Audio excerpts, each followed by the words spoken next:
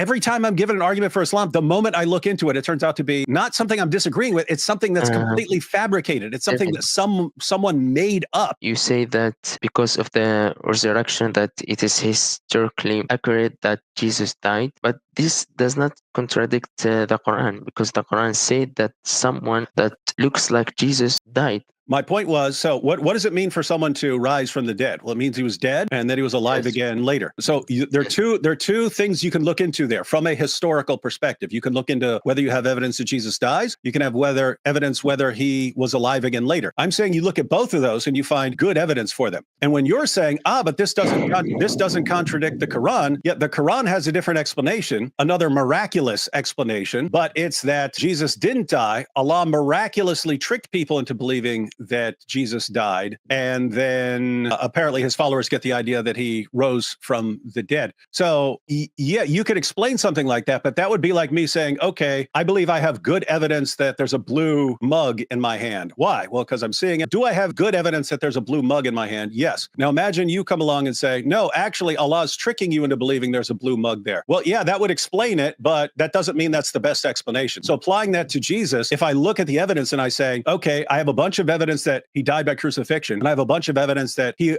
appeared to his followers later. So I say, what's the best explanation of that? Looks like the best explanation is that a man rose from the dead. And you could say, no, there's another explanation. God tricked everyone into believing that he died by crucifixion and so on. Now you're bringing in God as a divine trickster who tricks people into believing false things, ends up starting a false religion, and then spreads it to billions of people for no apparent reason. We look at it and say, what's the reason why God's tricking so many people? Tricked literally billions of people into believing that Jesus died. I don't know how you believe anything. I don't know how you believe you're having a conversation right now if you believe God might be tricking you into thinking you're having this conversation.